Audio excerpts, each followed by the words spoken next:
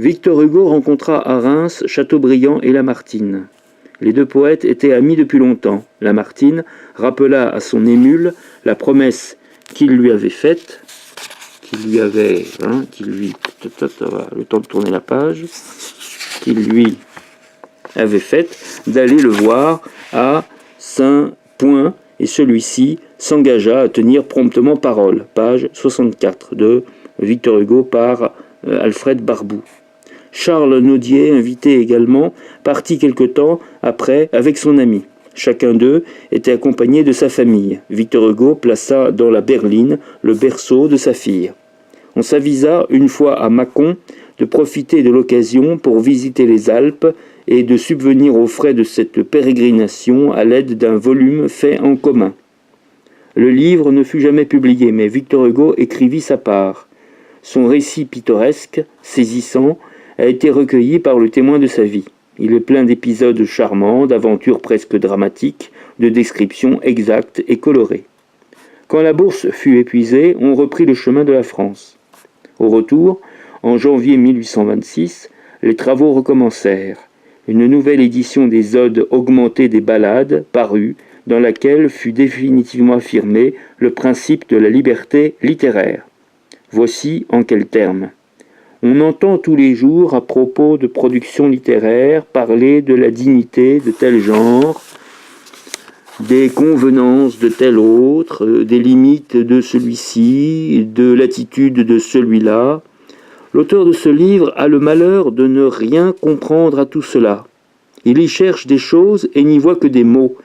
Il lui semble que ce qui est réellement beau et vrai partout, que la seule distinction véritable dans les œuvres de l'esprit est celle du bon et du mauvais.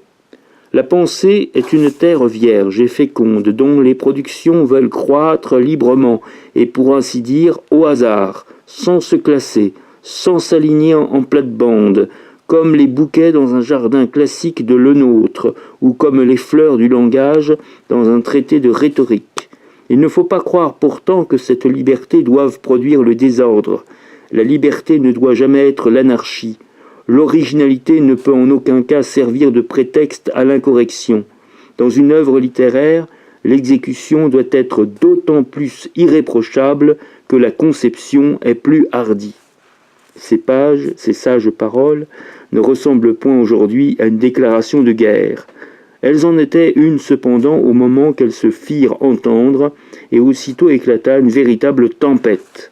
Pour expliquer ce fait, quelques mots suffiront.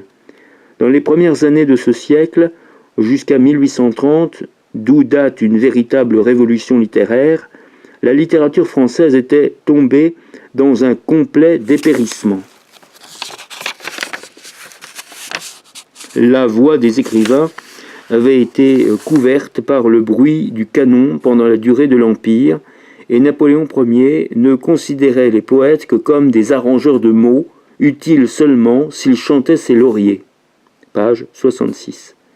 Les productions de l'esprit, depuis longtemps pâles et décolorées, étaient l'œuvre de vulgaires copistes de l'art ancien, de l'art classique, de l'art des Grecs et des Romains, l'œuvre de gens qui, incapables de rien tirer de leur imagination, de leur cœur, se contentaient, sous une forme maniérée, à l'aide de périphrases ridicules, de reproduire le genre classique, c'est-à-dire l'apparence de ce genre, et qui, impuissants à renouveler les belles œuvres des XVIIe et XVIIIe siècles, cachaient le vide de leurs pensées dans le moule de phrases depuis longtemps faites.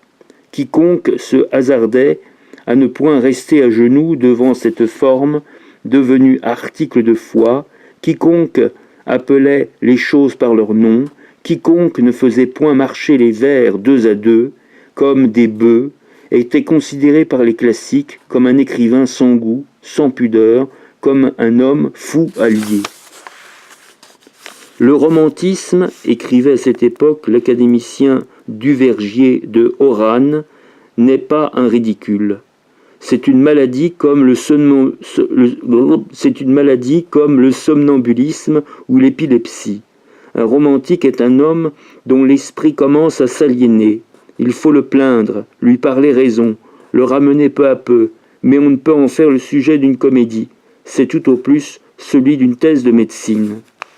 Un autre académicien appela les romantiques pourceaux, avec une périphrase « il est vrai ». Un troisième, le fameux Népomucène, le Mercier, signala leurs œuvres à la justice et s'écria plein d'indignation « Avec impunité, les Hugo font des vers ».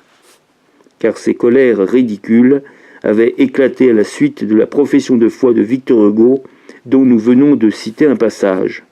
Tel fut le premier engagement de cette lutte épique, héroïque, amusante, passionnée, de ces combats mémorables qui se terminèrent par la victoire définitive du romantisme et de son général en chef.